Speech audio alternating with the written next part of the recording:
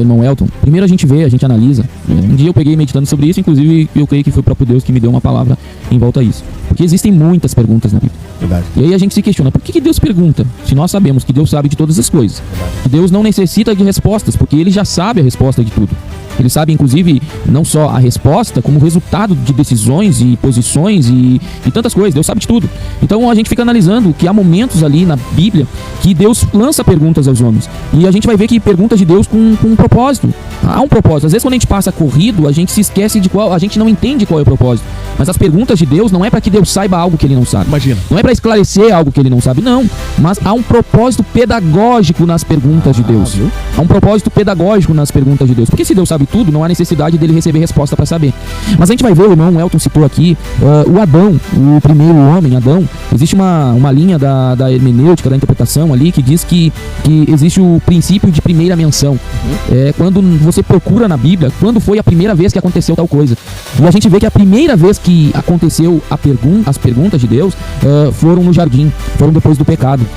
E esse princípio de primeira menção, ele esclarece que quando você encontra a primeira vez que foi mencionado tal palavra, você entende qual é a origem dessa palavra, com qual propósito que ela tem. Então, se for assim, a gente já, na pergunta que Deus faz a Adão, nós já entendemos qual é o propósito das perguntas de Deus. Então a gente vai ver, meus irmãos, que lá no Gênesis, capítulo de número 3, versículo de número 9, vamos ali. E chamou o Senhor Deus ao homem e lhe disse: onde estás? Olha só, Deus procura o homem, pergunta onde o homem está, porque a Bíblia diz que ele entrava no jardim e Adão tinha essa comunicação com Deus, essa oportunidade de comunhão com Deus, que Deus adentrava no jardim, mas Deus havia dado uma ordem. Depois que Adão e Eva quebraram o princípio da ordem que Deus havia estabelecido, quando se abriram seus olhos e eles perceberam que estavam nus, e aí a gente vai ver, inclusive essa teoria do princípio de primeira menção, a gente vai ver a primeira vez que surge a palavra vergonha e medo. Vergonha e medo, olha só. Então, após a decisão errada, surgiu a vergonha e o medo. Então o surgimento da vergonha e do medo foi lá no jardim. Então a vergonha e o medo, ela tem muito a ver com o peso de algo que é errado. Então a gente vai ver que quando então eles tiveram a vergonha, tiveram medo e se esconderam de Deus, aleluia, Deus adentra no jardim, e a Bíblia vai dizer que Deus não vai direto onde eles estavam, sendo que Deus, se nós cremos e sabemos pelo que a Bíblia diz que Deus é onisciente, Deus podia descer no jardim e ir direto lá atrás da árvore, do lugar onde eles estavam escondidos, e dizer: por que vocês estão se escondendo? Mas não, a Bíblia diz que Deus entra chamando o homem e perguntando: aonde você está?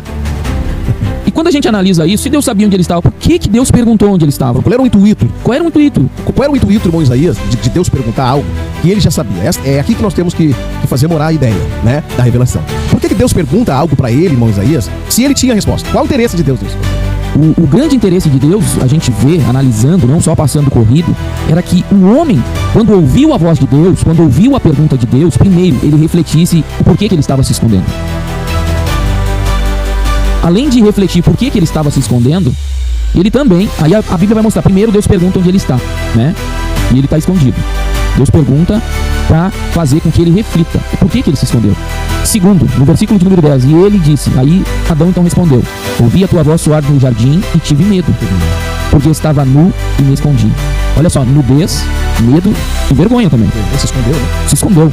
Aí Deus disse assim, tá, e Deus disse, Deus faz mais uma pergunta: quem te disse que estavas nu? Por que Deus faz essa pergunta? Para que Adão reconhecesse o que ele fez. Reconhecesse, se humilhasse diante de Deus e refletisse sobre as atitudes que ele teve. Ele tinha uma ordem.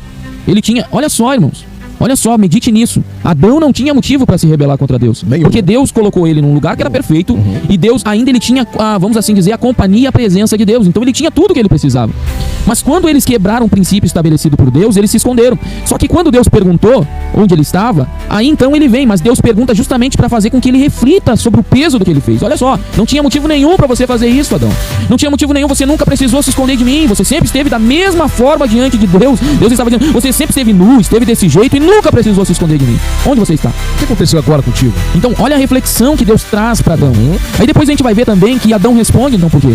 E aí Deus diz, tá, mas quem te fez saber isso? Deus já sabia o que tinha acontecido. Deus fez uma pergunta. E aí Deus novamente faz outra pergunta respondendo à pergunta anterior. Comeste tu da árvore que eu te ordenei que não comesses?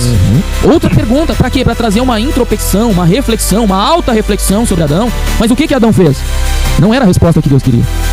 Adão olha para Deus reflete sobre o assunto ou não reflete muito bem, porque aí ele diz assim: o homem respondeu, a mulher que me deste por companheira me deu a árvore e eu comi. A pergunta de Deus não era para que Adão colocasse a culpa no outro. Aleluia. A pergunta de Deus era para que ele refletisse sobre o ato errado dele e reconhecesse os seus atos errados diante de Deus. Eu creio, meus irmãos, há muitos que dizem que não, outros sim e tal, mas opinião minha, que se Adão tivesse se arrependido ali, a realidade da humanidade seria outra.